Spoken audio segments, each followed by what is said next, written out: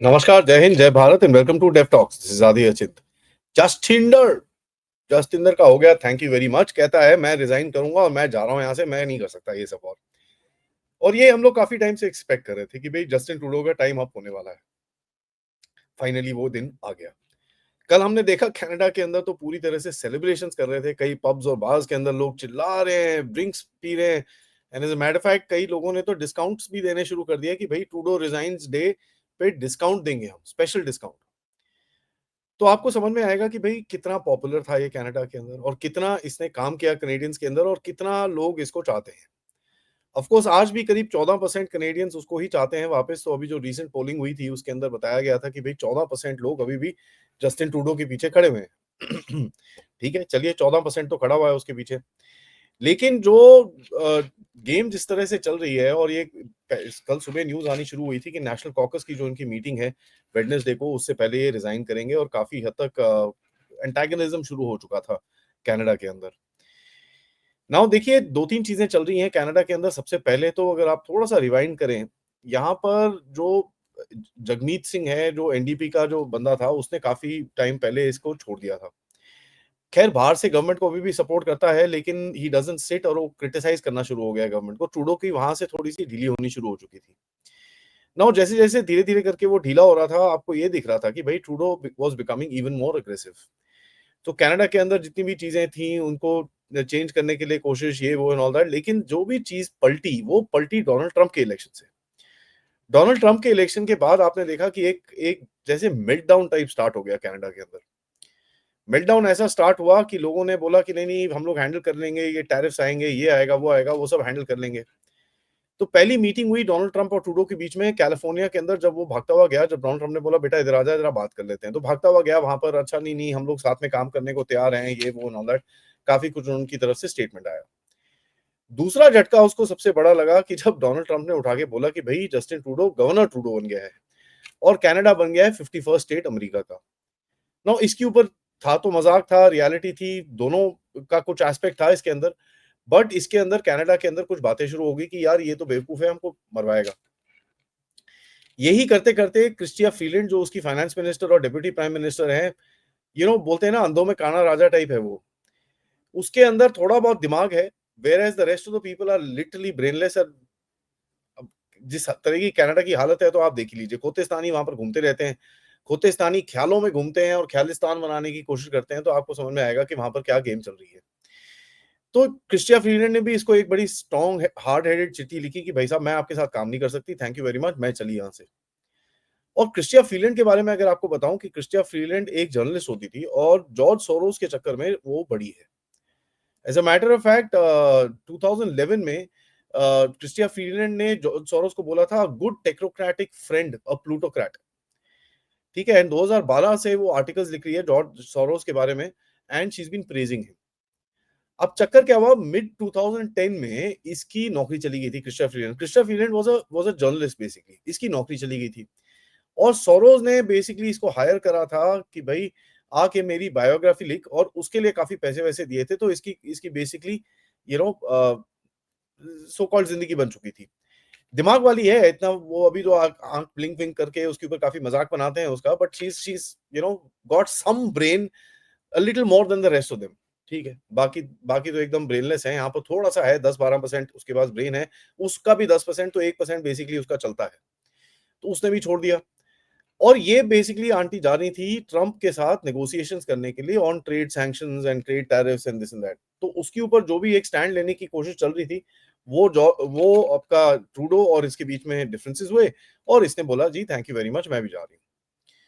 इसके बाद आपने देखा कि ट्रूडो की तरफ से नेगोशिएशन चल रही हैं और यहाँ पर उसकी जो फॉरेन मिनिस्टर है मिलेन jolly, I wonder what she is, but मिलेन जॉली की तरफ से काफी स्टेटमेंट्स आए कि हम ऑलरेडी ट्रम्प से बात कर रहे हैं, हम ये कर रहे हैं, हम उससे जाके मिलेंगे, हम एक एक आइटम के बारे में बात करेंगे, एक आइटमाइज डिस्कशन करेंगे ट्रम्प के साथ, and we are ready for the tariffs. अगर कोई हमारे पे टैरिफ लगाएगा हम भी उसके ऊपर टैरिफ लगाएंगे, तो अमेरिकन को भी दर्द होगा। तो काफी स्ट्रॉन्ग स्टेटमेंट्स इन लोगों ने देने शुरू करे। ट्रंप की तरफ से रेटरिक वही रहा कि भैया 51st स्टेट बन जाओ, आपकी इकोनॉमी मैं ठीक कर दूंगा, आपके ऊपर कोई टैक्स टूक्स नहीं आएगा, सब कुछ ठीक हो जाएगा।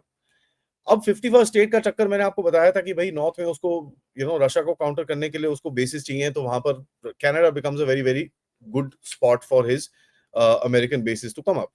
एंड वही चीज वो ग्रीनलैंड के बारे में भी बोल रहा है। तो ये गेम चलता रहा चलता रहा चलता रहा, लेकिन सबको जो वॉचर्स हैं उनको ये पता था कि भाई ट्रूडो के ऊपर अभी प्रेशर बहुत ज्यादा हो रखा है and this pressure will basically break. मेरे को जो दो तीन चीजें दिखती हैं, पहले तो या तो इधर स्नैप इलेक्शन होगा कि भाई इलेक्शन कर देते हैं, let's see what actually happens. अगर वो इलेक्शन नहीं होता है तो ये लिबरल पार्टी के अंदर से ही किसी को निकालेंगे। एंड यहाँ पर जो खबर आ रही है कि भाई सोरोस से कुछ पैसे वैसे लेके क्रिस्टिया फीलैंड आंटी ने काफी हद तक पीछे से बैक एंडिंग करनी शुरू करी है and she has trying to become the new leader of the Liberal Party. तो अगर लिबरल पार्टी की लीडर वो बन जाती है तो फिर वो प्राइम मिनिस्टर बनने के उसके पूरे चांसेस हैं। तो आप बोलेंगे भैया, मतलब एक गया दूसरा आके बैठा, वही डिफरेंस है इनके अंदर और कुछ नहीं है।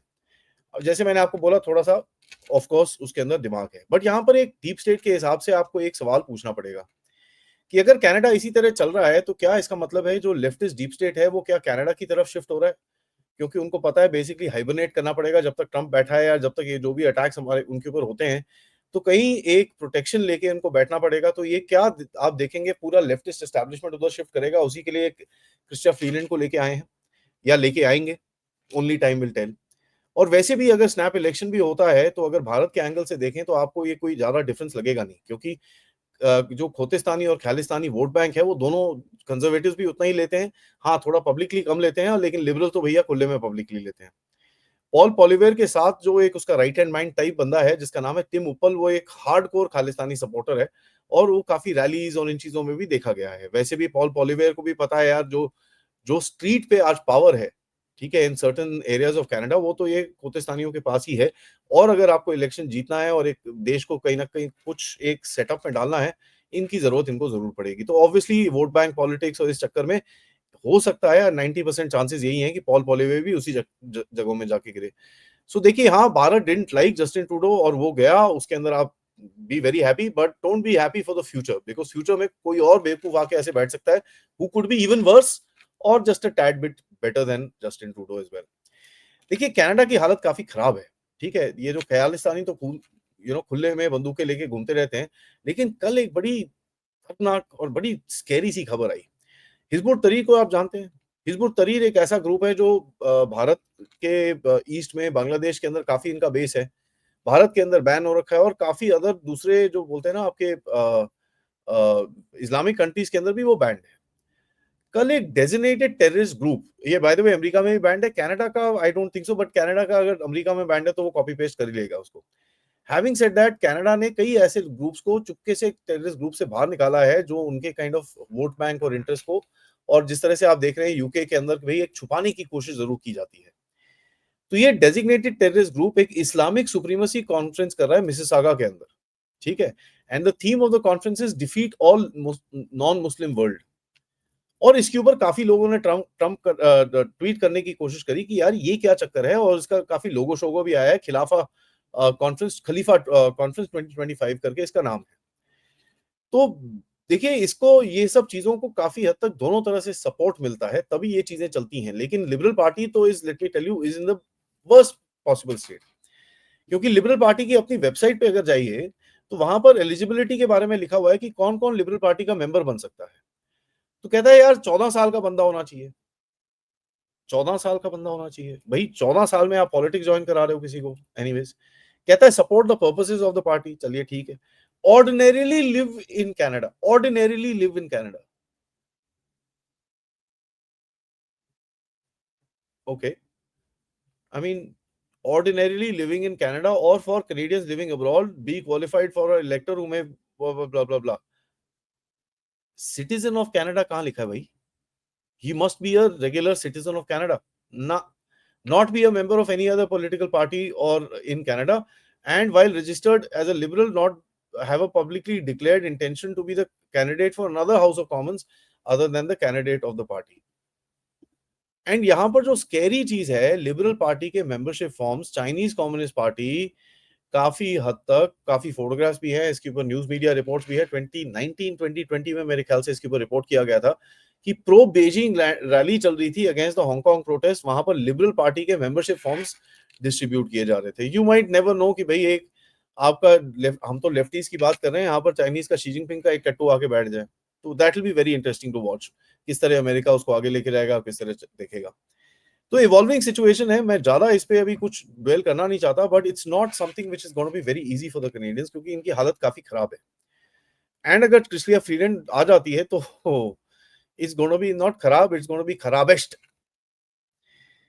इसी बात पे वीडियो को लाइक जरूर करिए, सब्सक्राइब करिए चैनल को अगर आपने नहीं करा है। Most importantly share this with your friends and families. और आपसे मैं सबसे रिक्वेस्ट करूंगा, अगर आप लोग इस चैनल की तरफ कंट्रीब्यूट कर सकते हैं, please use the QR code या फिर पेपैल डायरेक्ट कंट्रीब्यूशंस के लिए, या फिर सुपर स्टिकर, सुपर चैट्स, या मेंबर्स बन के भी आप कंट्रीब्यूट कर सकते हैं।